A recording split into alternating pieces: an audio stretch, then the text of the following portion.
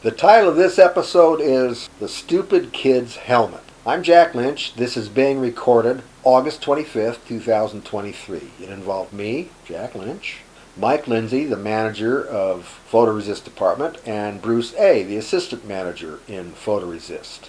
After a month or two of me having to babysit this knucklehead kid, I was so tired of that kid, but I couldn't get away from him. We weren't that busy, and they needed him kept busy and out of our hair. Maybe we'd get him squared away so when we did have a lot of work to do, he could contribute.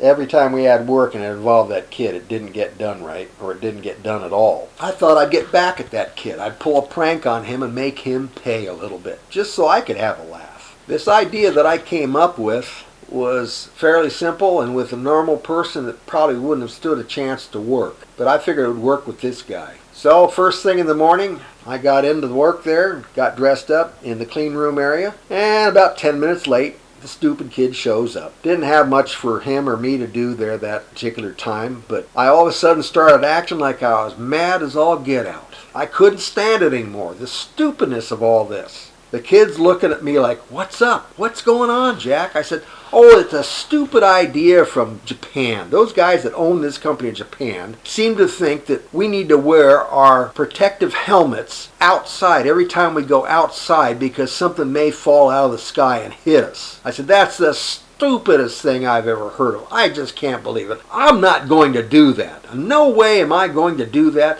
Forget it, forget it. This is the stupidest thing." And I went on, and the kid is just sort of watching me with his mouth open, and I guess it was having the effect that I wanted on him. Minute or two later, I says, "Look, even though I don't like it, we're going to have to do what those owners in Japan tell us to do. From now on, when we step outside the exit door or the front door, we got to have the safety helmets on. I'll get one for you." So I found an old helmet, put his name on it, said, "Here, put this on, we're going outside." Before I could get him to go outside, Bruce ran down the hall and got me. He said, "Wait a minute, Jack, wait a minute, come with me a second. You wait here." He said that to the stupid kid. I went into the office, and there's Mike Lindsay and Bruce, and they're sort of half laughing, and Bruce says, "Look, don't be pulling this prank on that kid. He's not that bad, and we shouldn't be pranking on people." I says, "Okay, boss, I won't do it then."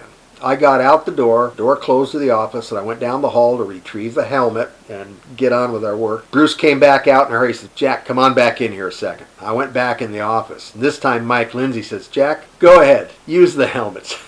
Have them go outside with the helmets on. This could at least be a little bit of fun for us today. And lo and behold, I said, "Let's go outside," gave the kid the helmet, and we went down to the wastewater treatment emergency pond. It was a big concrete, it's like a swimming pool that any overflow that we'd have for wastewater could go in there until we could deal with it. Our job that day was to drain that pond and sweep out all the muck and crud on the bottom. So I walked with the kid over there to the wastewater overflow pond, told him, "This is what you're going to do today." I said, "We're going to drain the pond right now. Here's some brooms, and here's a shovel, and here's a wheelbarrow. You will go down into that pond, sweep everything into a corner, and dig it out with the shovel, put it in the wheelbarrow, and we will dispose of it in the garbage." I said, "By the way, the thing with the helmets outside here, don't bother wearing that helmet. Nobody's looking." I took mine off. I said, "You can take yours off and work it. You're just going to be out here all by yourself. Nothing to worry about. There's nobody around. Who cares?" He got a big smile like we were pulling off the biggest thing in the world. I said, "It's going to take you an hour or two to get this done, so I'll be back at lunchtime for you."